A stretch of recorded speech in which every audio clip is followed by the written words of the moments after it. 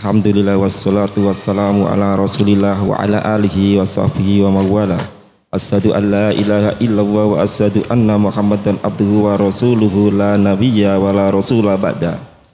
Alhamdulillah pada malam hari ini kita sama-sama berkumpul untuk bermajelis ilmu. Alhamdulillah juga kita mendapatkan kenikmatan yang luar biasa, kenikmatan kesehatan, kenikmatan waktu luang, kenikmatan iman dan Islam, dan kenikmatan yaitu bisa memahami Al-Quran. Bapak-bapak, ibu-ibu, saudara-saudara sekalian yang dimuliakan Allah Subhanahu wa Ta'ala, tema malam hari ini adalah tafsir Al-Quran. Bahwasanya Al-Quran adalah pedoman hidup manusia dunia dan akhirat. Maka siapa saja yang ingin bahagia dunia akhirat, maka pedomannya satu hanyalah Al-Quran. Dan barang siapa kepingin bahagia dunia akhirat, maka pedomannya adalah Al-Quran. Bapak ibu-ibu sekalian oleh Allah Subhanahu wa Ta'ala, mari kita kasih bersama-sama tafsir Al-Quran ini. Semoga kita bisa memahami dan mendapatkan pedoman yang terbaik untuk keselamatan kita di dunia dan akhirat. Baik, waktu bersama kita Ustadz Anas, beliau kita persilakan. Bismillahirrahmanirrahim. Assalamualaikum. Assalamualaikum warahmatullahi wabarakatuh. Innal hamdalillah nahmaduhu wa nasta'inuhu wa nastaghfiruh wa nastahdihi wa natubu ilaihi wa na'udzu billahi min syururi anfusina wa min sayyiati a'malina may yahdihillahu fala mudhillalah wa may yudlil fala hadiyalah. Asyhadu an la ilaha illallah wa asyhadu anna Muhammadan abduhu wa rasuluhu la nabiyya wa la rasula ba'dah.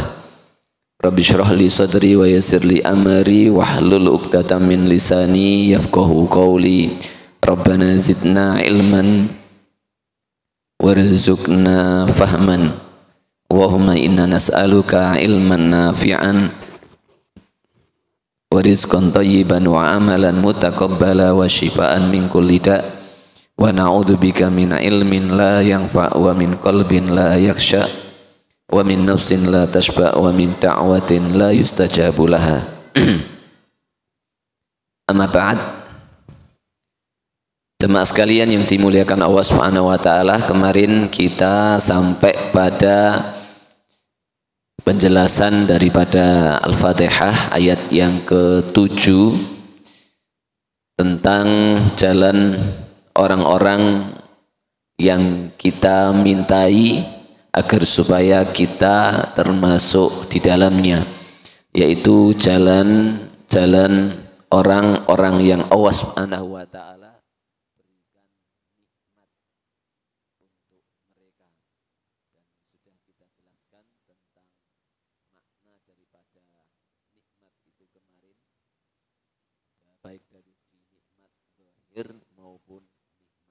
batin. Kemudian di terakhir ini kita juga dijelaskan oleh Allah Subhanahu wa Ta'ala, di antara permintaan kita adalah agar supaya kita dihindarkan dari dua jalan orang-orang yang Allah Subhanahu wa Ta'ala tidak meridhoi mereka, yaitu jalannya orang-orang yang dalam surat Al-Fatihah diungkapkan ghairil maghdubi alaihim waladzolin. Ya Allah, tunjukkanlah kami jalan yang lurus, jalannya orang-orang yang Engkau beri nikmat atas mereka dari jalannya para nabi, siddiqin, syuhada dan sholihin, dan bukan jalannya orang-orang yang Engkau murkai. Ghadiba yaghdabu artinya marah, al-maghdub yang dimarahi, Al-maghdub kalau diterjemahkan di Al-Quran terjemah yang dimurkai oleh Allah Subhanahu wa ta'ala kepada mereka, dan bukan jalannya orang-orang yang tersesat. Dua jalan ini adalah mewakili seluruh jalan-jalan yang ditempuh oleh manusia ketika mereka tidak mengikuti jalannya Allah Subhanahu wa ta'ala. Karena manusia itu sesat, penyebabnya ada dua. Manusia tidak mengikuti kebenaran, penyebabnya ada dua. Baik dia yang pertama dikarenakan terbawa oleh hawa nafsunya, mendahulukan kepentingan syahwatnya, atau yang kedua adalah karena memang dia tidak tahu ilmunya, maka dia menjadi orang-orang yang tidak mengikuti jalannya Allah Subhanahu wa ta'ala. Dan itu Allah Subhanahu wa ta'ala ungkapkan dalam dua kalimat, yaitu ghairil maghdubi alaihim waladzolin, yaitu jalannya orang-orang, bukan jalannya orang-orang yang dimurkai, yang engkau murkai, dan bukan jalannya orang-orang yang sesat. Nah, para ahli tafsir atau para mufassirin di sini ya menafsirkan bahwa yang dimaksud oleh Allah Subhanahu wa ta'ala dengan orang-orang yang dimurkai adalah orang-orang al-Yahud. Al-Yahud.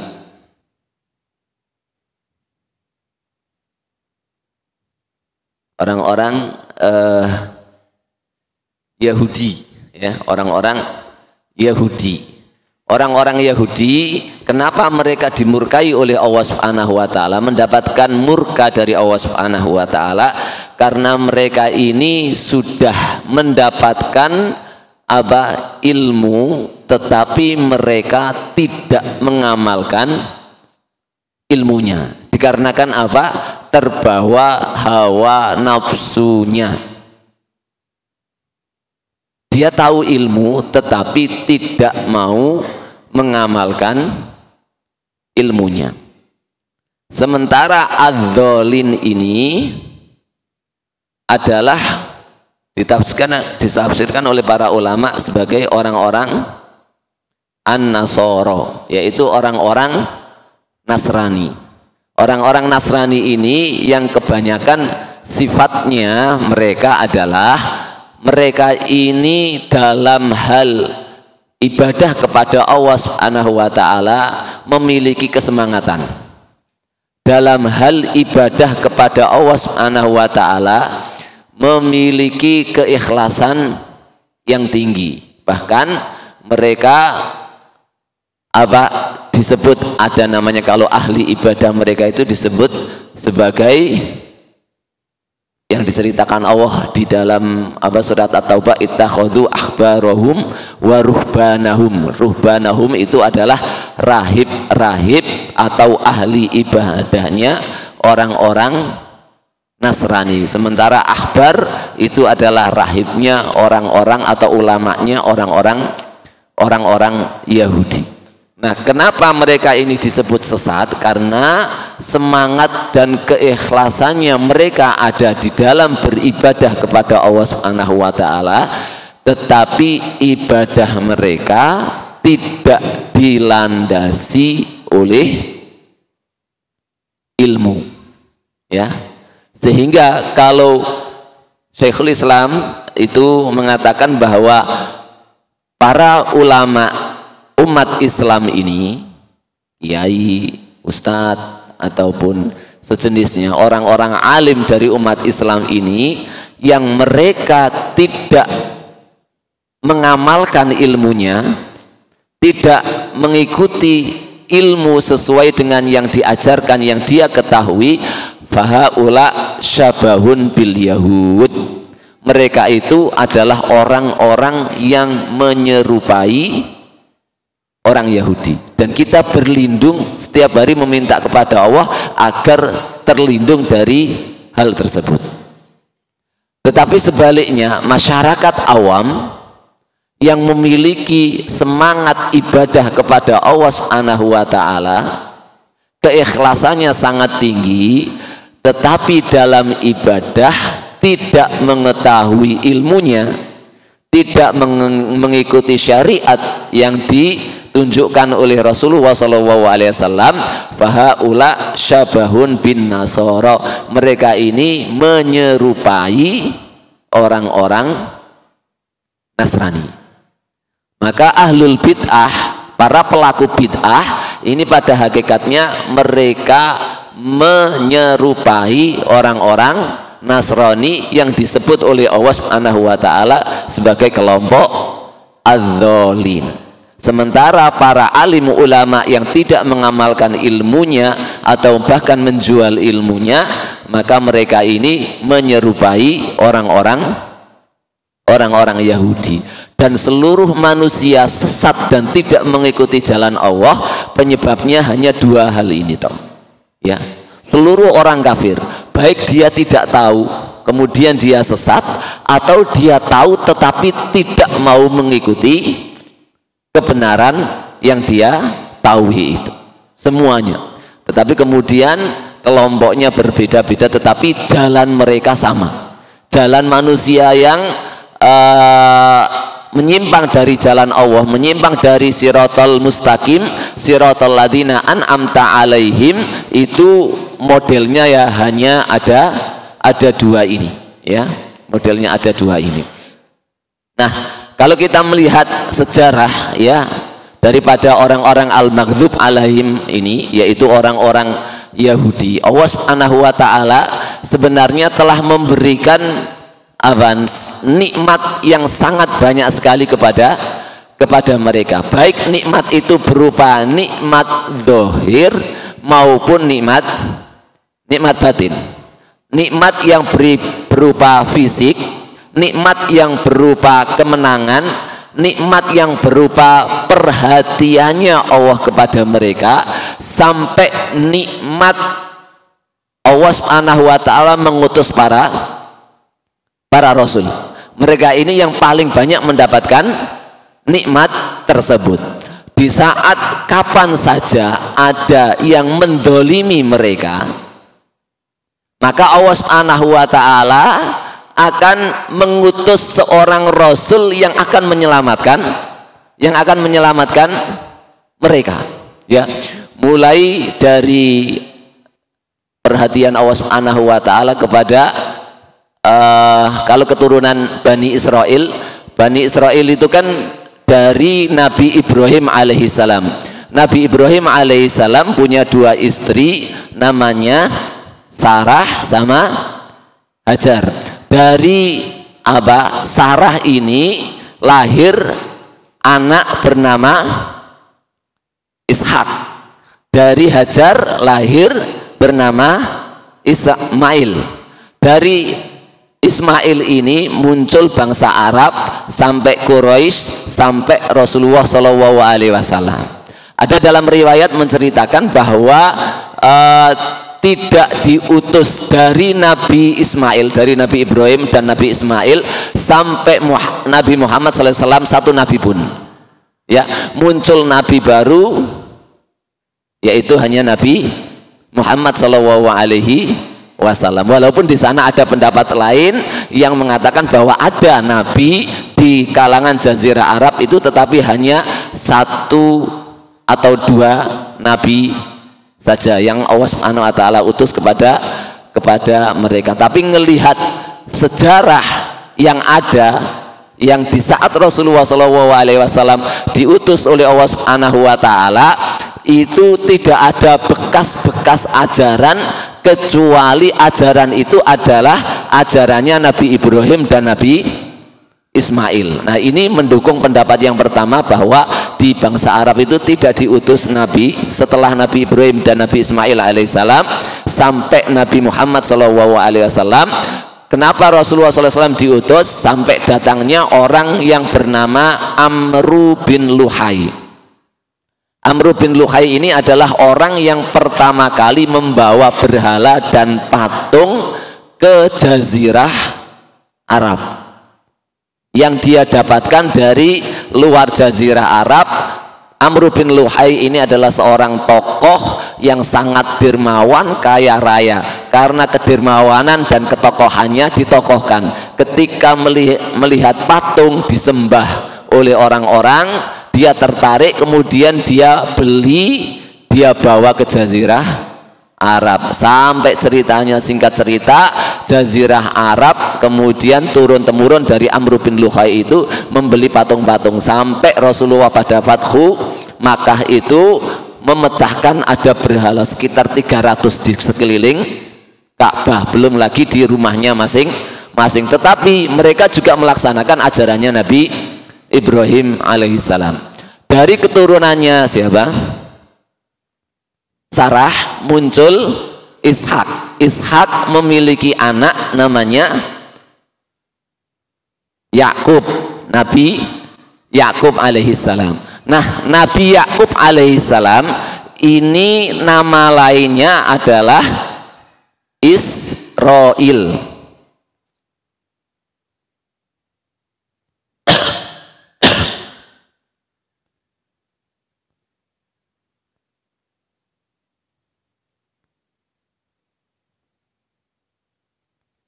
Nama lain daripada Nabi Yakub alaihissalam adalah Israil. Il ini nama lain atau salah satu dari nama-nama Allah Subhanahu wa Ta'ala, ya, Asmaul Husna. Il itu artinya Allah Subhanahu wa Ta'ala. Di zaman itu, pada masa itu. Kemudian Isra itu artinya abdun, sehingga Israil artinya adalah Abdullah. Seperti halnya juga Jibril yang sekarang kita baca Jibril, ya. Jibril itu juga sama, hambanya Allah Subhanahu wa Ta'ala. Mikail, ilnya itu adalah Allah Subhanahu wa Ta'ala. Jadi Israil adalah nama lain daripada Nabi Yakub alaihissalam. Nah, Nabi Yakub alaihissalam memiliki anak, ya, memiliki anak sebanyak 12 anak, diantaranya adalah Nabi Yusuf alaihissalam. Kemudian ada namanya, anaknya ada Lawi, ada Sam'un, ada diantaranya adalah namanya Yahuda. Di antara Bani Israel yang 12 itu ada namanya Yahuda. Jadi kalau disebut Yahudi itu adalah sebenarnya keturunannya Yahuda ini, sebuah kabilah yang berada di Bani Israel. Tetapi dengan seiringnya zaman kemudian menjadi sebuah ajaran dan menjadi sebuah agama bagi mereka, karena mendominasinya keturunan Yahuda ini di Bani Israel. Nah, termasuk siapa? Nabi Musa alaihissalam itu dari keturunannya Lawi. Lawi itu anak pertama Nabi Yakub atau Nabi Israel ini. Nah, seluruh nabi yang Allah Subhanahu wa Ta'ala utus, yang banyak diceritakan di dalam Al-Quran, itu semuanya itu dari anak-anaknya Nabi Yakub alaihissalam, sebagaimana yang saya ceritakan tadi. Makanya Nabi Ibrahim itu dijuluki Abul Ambiya, bapaknya para nabi, karena dari keturunannya itu muncul seluruh nabi. Ismail, Nabi Muhammad, dan yang lainnya itu adalah dari Bani Israel, ada yang disebutkan oleh Allah Subhanahu wa taala nama-nama mereka di dalam Al-Qur'an, ada yang tidak disebutkan oleh Allah Subhanahu wa taala. Setelah Nabi Yusuf alaihi salam, kemudian muncul Nabi Musa. Nah, setiap kali mulai fitnahnya Bani Israel itu di sini ya. Di saat Nabi Yusuf alaihissalam berhasil membuat Mesir jadi kota beriman, berhasil mengislamkan Raja Fir'aun dari kekafirannya.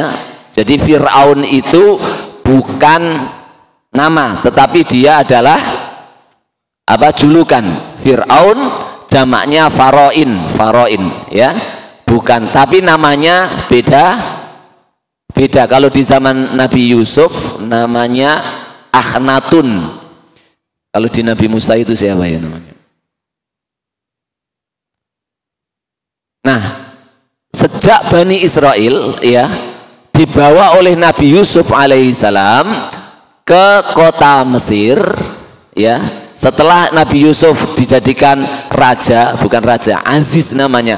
Aziz itu pelaku langsung daripada perjalanannya pemerintahan, dijuluki Aziz, tangan kanan raja. Jadi raja itu hanya menerima laporan, tetapi pelaksana di lapangan adalah namanya Aziz. Itu dilakukan dan diberikan kepada Nabi Yusuf, sehingga dengan kekuasaannya yang sangat besar ini, Nabi Yusuf membawa seluruh Bani Israel, anak-anaknya Nabi Yakub dan familinya, ke negeri Mesir. Di sanalah mereka berkembang sampai menjadi sebuah kabilah. Karena sekali lagi ya, sebagaimana yang ditafsirkan oleh Nabi Yusuf ketika mereka berbuat jahat kepada saudaranya karena iri dan dengki, padahal mereka sudah tahu dan dikasih tahu bapaknya bahwa anakku satu ini itu adalah calon pewaris yang dipilih Allah yang nantinya akan jadi nabi.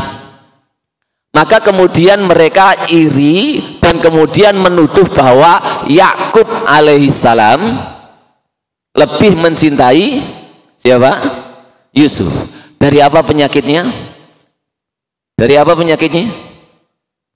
Iri. Bukan dari keberadaan tidak punya ilmu, bukan, tetapi dari iri. Iri ini adalah penyakit dan dosa pertama yang dilakukan di alam jagat raya. Siapa pelaku pertamanya?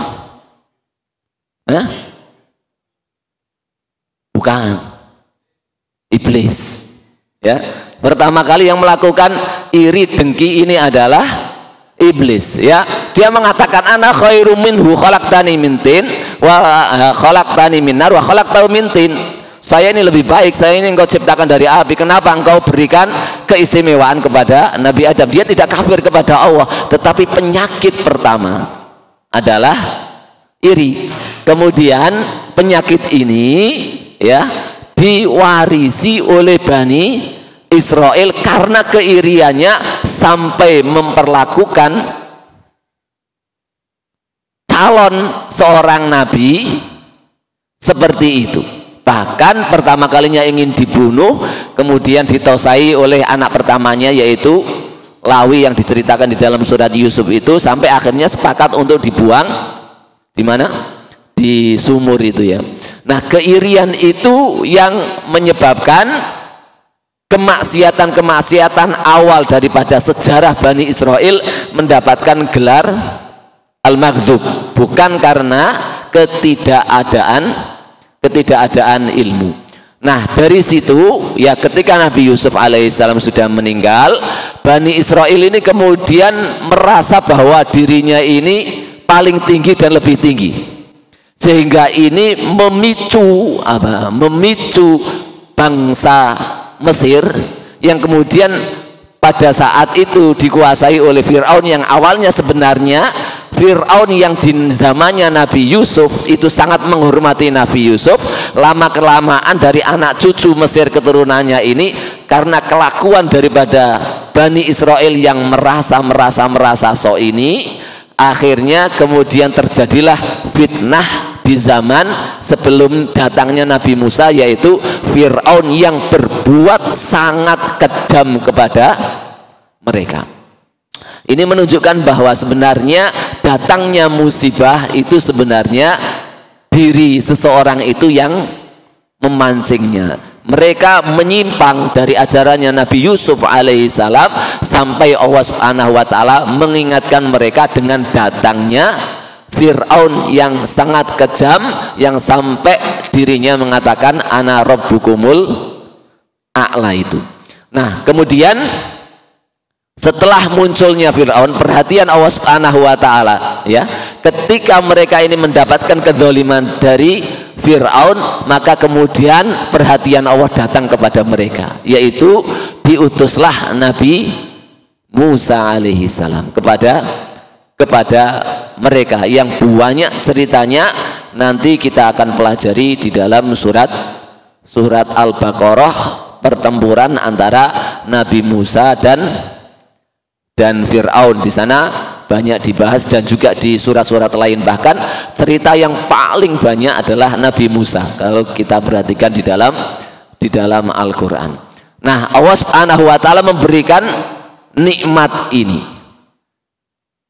Kita perhatikan ya, al-Yahud, topik kita, menjadi al-maghdub itu adalah, kalau kita lihat di Bani Israel, itu penyebab utamanya adalah kengeyelan ya.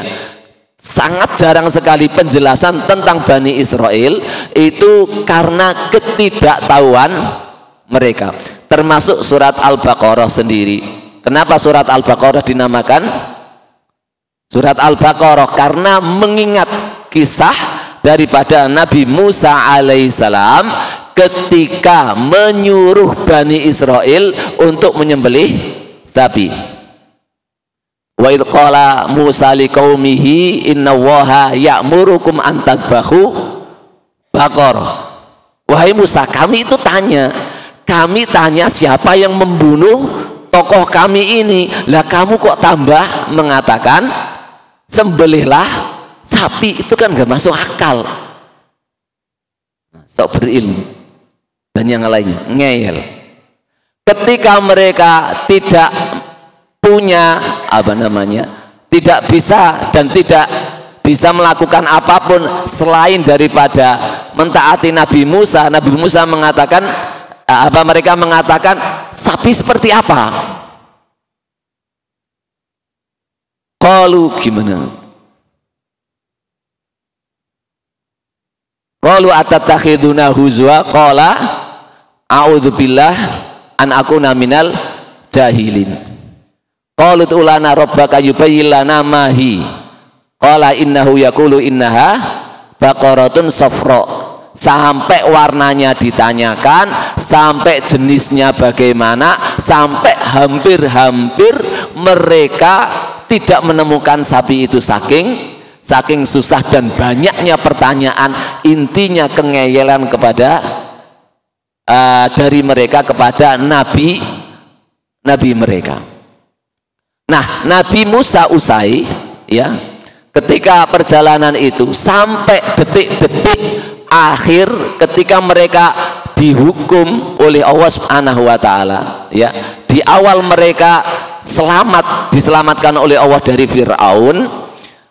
Mereka itu disuruh oleh Allah Subhanahu wa taala untuk masuk ke sebuah negeri pada saat itu ya, negeri Palestina yang sekarang ini, bumi yang dijanjikan itu. Mereka sampai mengatakan saking ngeyelnya, inna fiha qauman jabbarun wa inna la nadkhulaha madamu fiha fadhhab anta wa rabbuka wa qatila innaha huna qaidun. Masya Allah, mereka itu sudah sangat jelas melihat mukjizatnya Nabi Musa. Kurang jelas apa mukjizatnya Nabi Musa? Pertama kali tongkat lempar jadi ular, kemudian sakunya Nabi Musa dikeluarkan begini, muncul sinar yang sangat putih sekali. Kemudian mukjizat mengalahkan seluruh penyihir Fir'aun. Mukjizat yang lebih dahsyat lagi adalah ketika Nabi Musa membelah lautan. Bayangkan, penyihir mana, nggak mungkin itu dilakukan oleh penyihir, itu dilihat dengan mata kepala. Harusnya kan menimbulkan keyakinan yang sangat luar biasa sekali. Bagaimana dengan dari daging sapi kemudian dipukulkan, manusia itu bisa hidup kembali. Itu kan sudah sangat luar biasa sekali.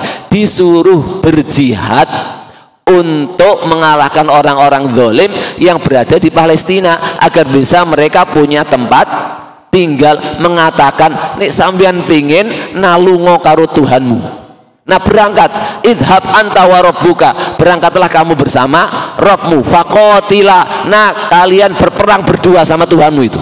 Coba nabinya mereka sama nabinya begitu. Inna hahuna qaidun, aku di sini jadi penonton saja. Sampai Nabi Musa kemudian berdoa kepada Allah Subhanahu wa ta'ala, sampai kemudian Allah menurunkan kepada mereka ujian yang bernama Tih. Mereka di dekatnya Palestina itu mereka tidak bisa masuk, tetapi mereka di wilayah Tih, di wilayah kebingungan ya. 40 tahun mereka berputar-putar di situ, yahitihuna fil ard.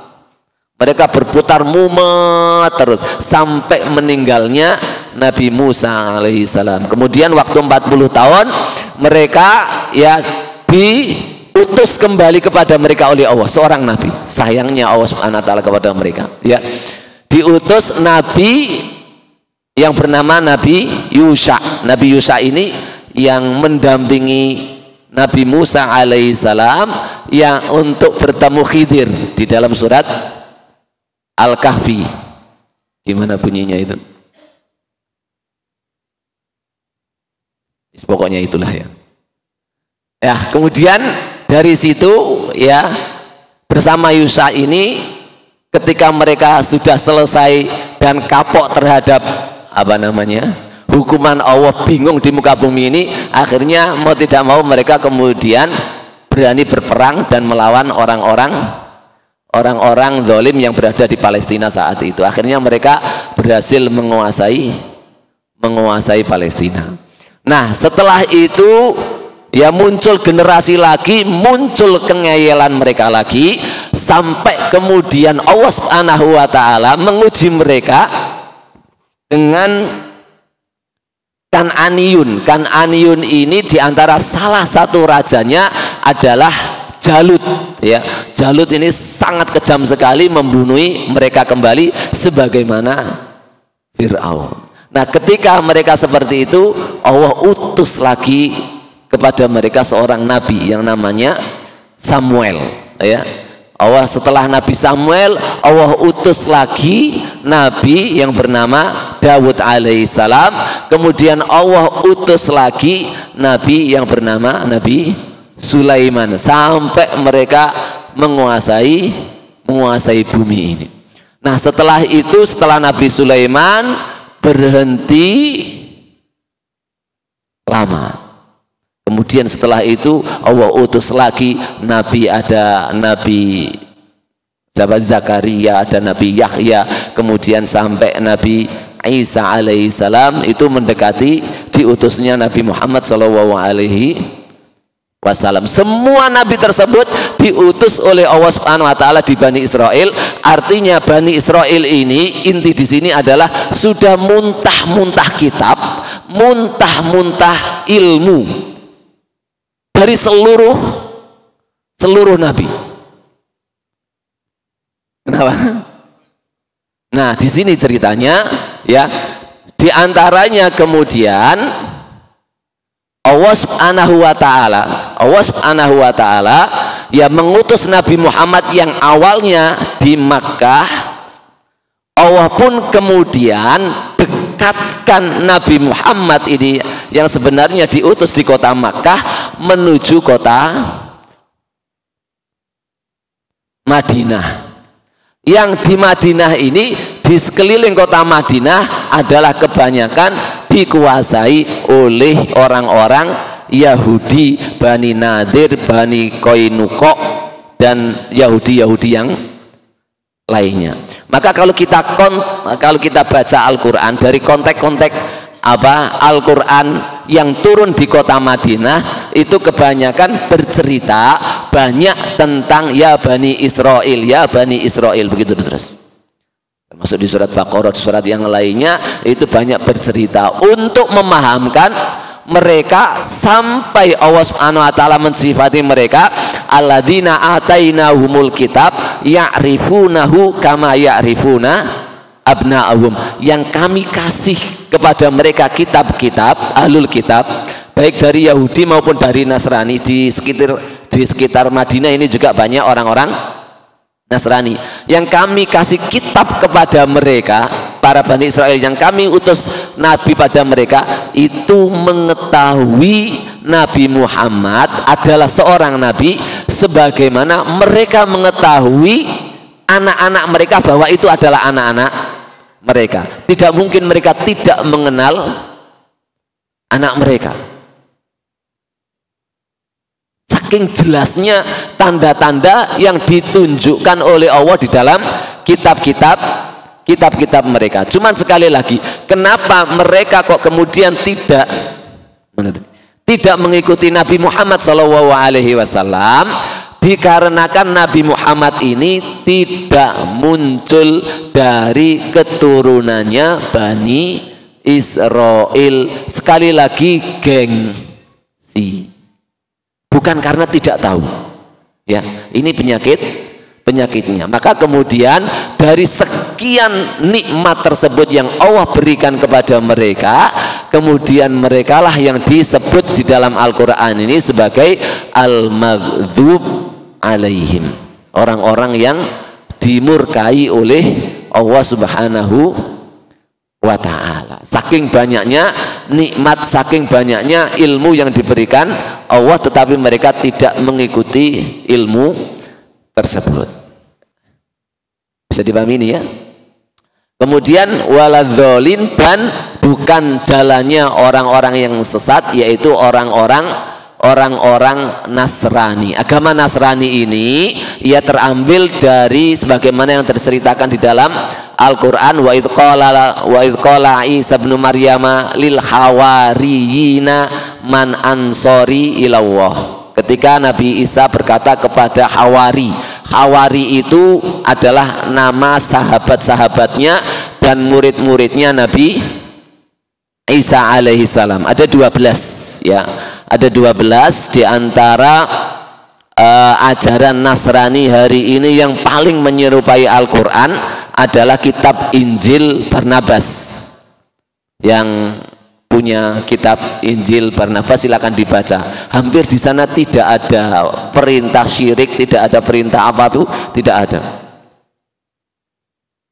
Dan paling mendekati Al-Quran, makanya sulit untuk dijumpai di gereja Injil Barnabas ini. Barnabas ini adalah salah satu daripada sahabatnya Nabi Isa dan muridnya yang menjadi penulis wahyu yang Allah Subhanahu wa taala turunkan kepada Nabi Isa.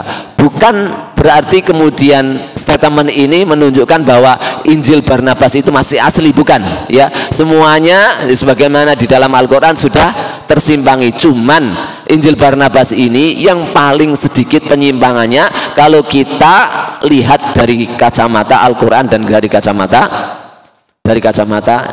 Islam ini. Dari 12 muridnya itu menyebar sampai munculnya isu bahwasanya Nabi Isa ini adalah anaknya Allah Subhanahu wa taala. Karena pada saat itu Nabi Isa dalam posisi lemah dan yang lainnya, muridnya juga menyebar di mana-mana, sementara mukjizatnya Nabi Isa alaihissalam ini adalah sebuah mukjizat yang ketika orang memandangnya seakan-akan tidak mungkin manusia bisa melakukannya, kecuali itu adalah Tuhan. Membuat patung burung, kemudian dibilangin hidup, jadi hidup, kemudian menghidupkan orang mati.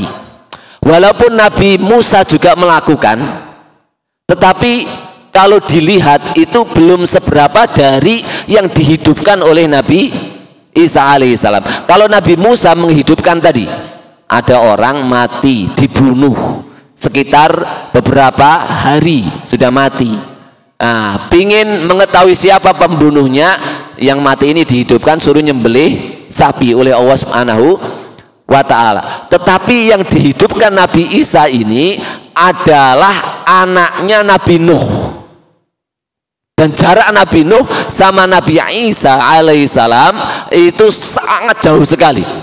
Karena Nabi Isa muncul ya 600 tahun kalau nggak salah sebelum munculnya Nabi Muhammad SAW. Jadi Nabi yang paling dekat dengan Nabi Muhammad adalah Nabi Isa alaihissalam.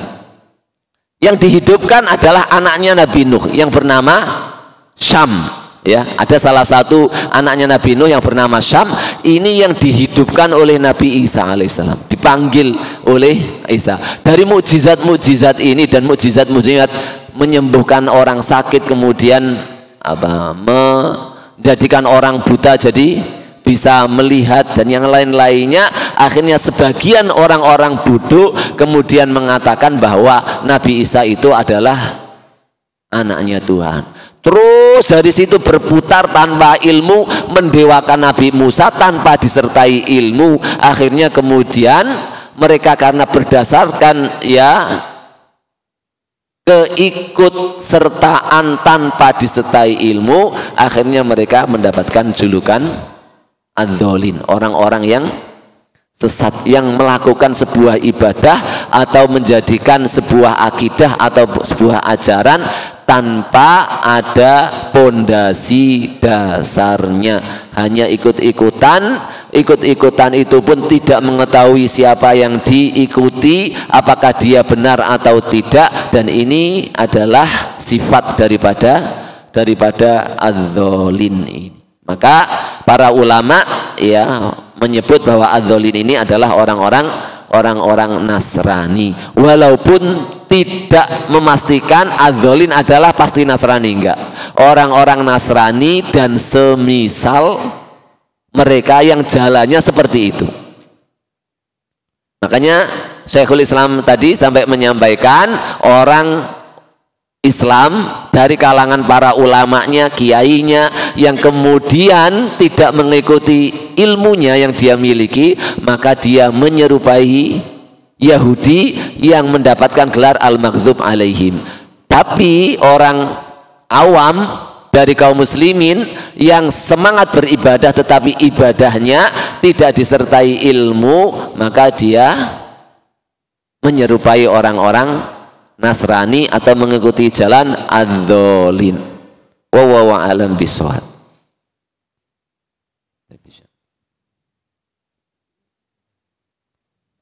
Silakan adzan dulu, adzan dulu ya. Apa? Silakan.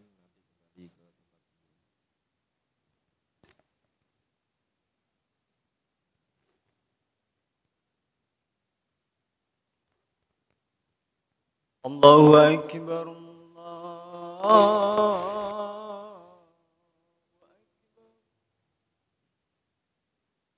Allahu Akbar,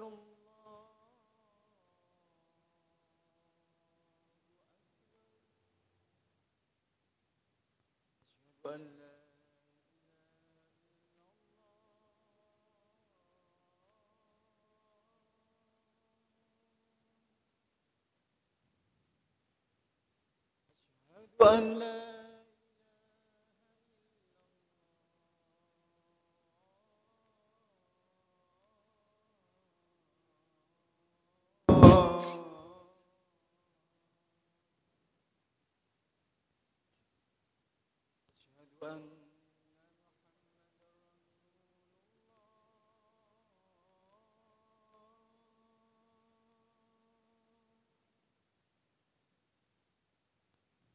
أشهد أن محمدا رسول الله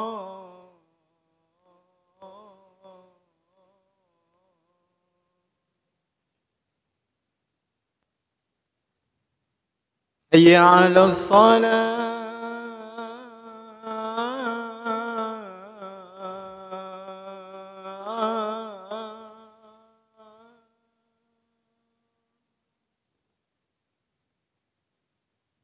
حي على الصلاة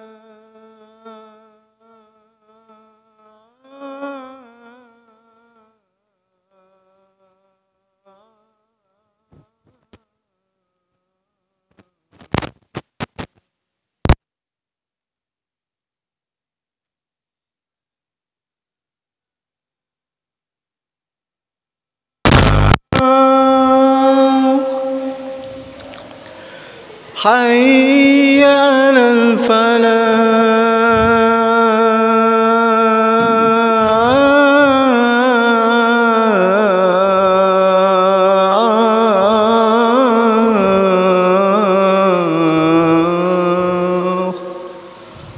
الله أكبر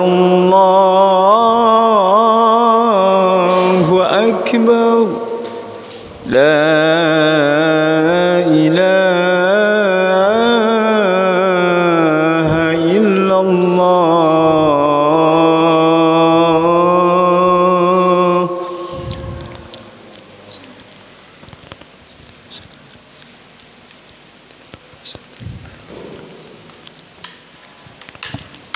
Baik, kita teruskan sedikit lagi, lalu kita buka tanya jawab.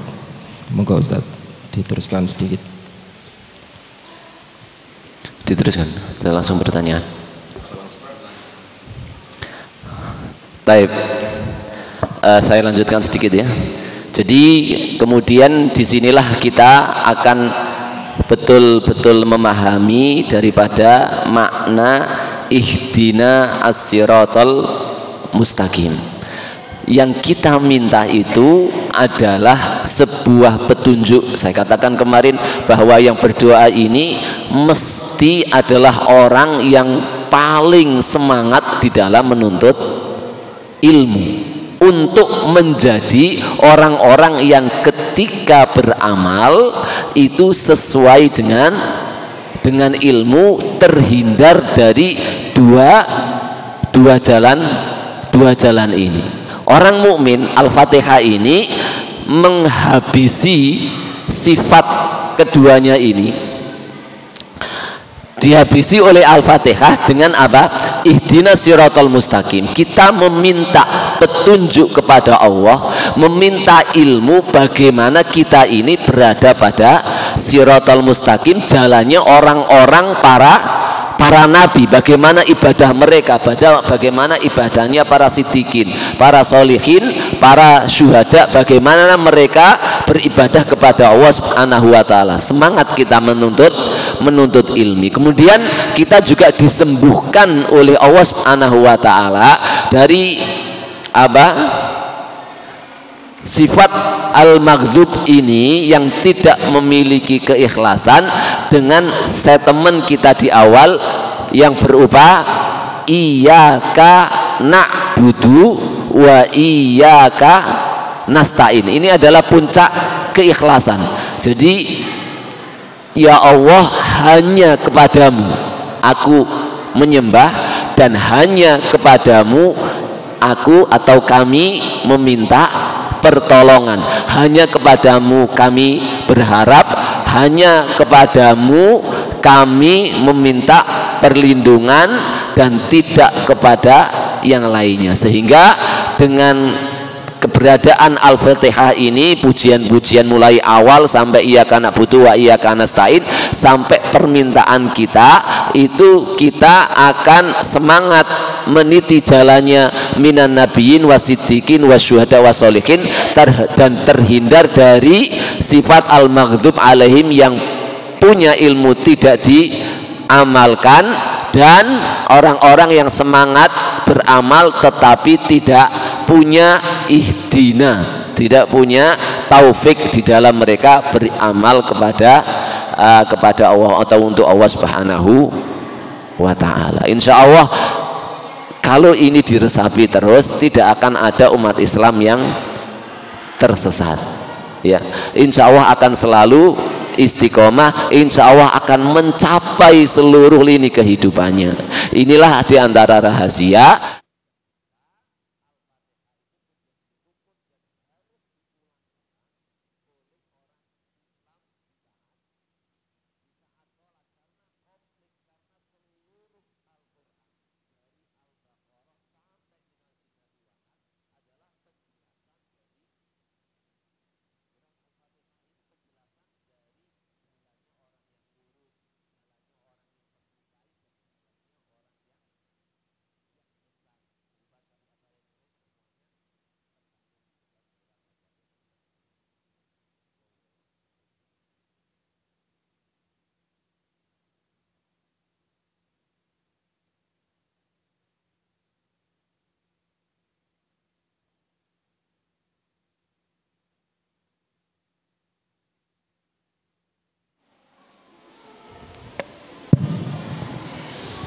Assalamualaikum warahmatullahi wabarakatuh.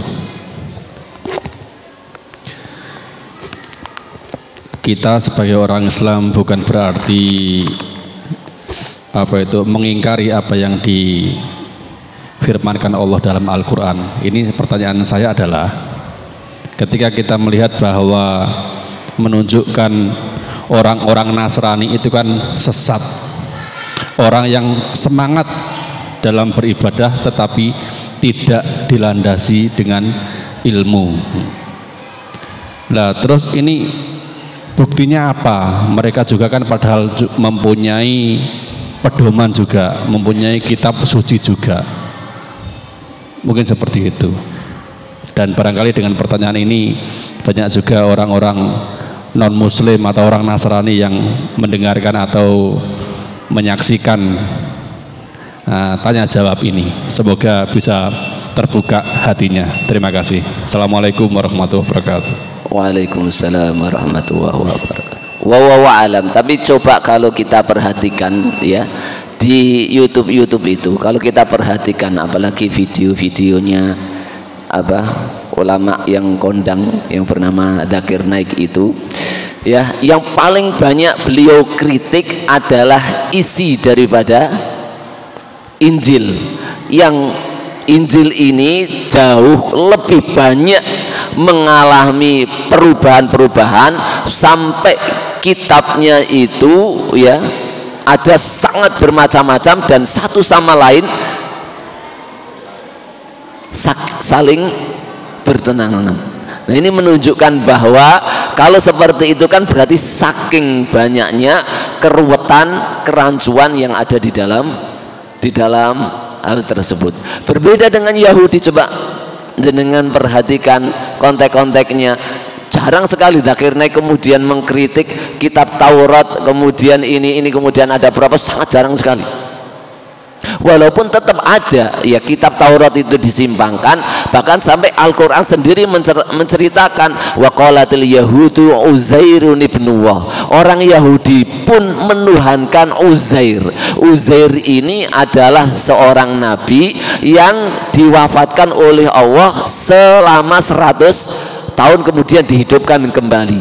Itu ya ada salah satu kelompok Yahudi yang kemudian menuhankan Uzair. Ya tentunya tidak kemudian semua Yahudi itu pintar semua, itu tidak, tetapi yang kita berbicara di sini yang mendominasi. Nah, kalau kita ditanya seperti tadi apa buktinya, ya buktinya tadi ya, silakan duduk bersama, kaji kitabnya, kita kaji kitab Al-Quran, nanti akan ada. Kalau banyak pertentangan di dalam Al-Quran ini, tolong tunjukkan pertentangan yang mana. Laukana min indi, laukana gimana, min ghairillah lawajadu fihi ikhtilafan katsira, kata Allah Subhanahu wa taala. Kalau seandainya Al-Qur'an ini bukan dari Allah Subhanahu wa taala, niscaya engkau akan dapati perselisihan yang sangat banyak di dalam Al-Qur'an ini. Tapi karena Al-Qur'an ini dari Allah, tidak akan dijumpai, silahkan tunjukkan. Tapi kalau jenengan pengen ditunjukkan perselisihan dan pertentangan yang ada di kitab Injil, ya mari kita kocai bersama, akan sangat banyak sekali. Wallahu a'lam. Ada pertanyaan satu lagi mungkin. Monggo silakan. Gak ada. Baik. Ada. Gimana? Angkat tangan kalau ada. Monggo. Cukup ya? Gak ada ya? Alhamdulillah. Jazakumullah atas apa yang disampaikan Ustadz Anas. Keterangan-keterangan, sejarah-sejarah nabi-nabi yang dijumpai di dalam Al-Quran, semoga menjadikan pelajaran dan ibrah kita untuk meningkatkan ketakwaan, keimanan kepada Allah Subhanahu wa Ta'ala. Mohon maaf jika ada salah dan kata-kata yang tidak berkenan kepada jenengan sedaya. Saya akhiri dengan doa, subhanaka Allahumma wa bihamdika asyhadu alla ilaha illa anta astaghfiruka wa atubu ilaik. Wassalamualaikum warahmatullahi wabarakatuh.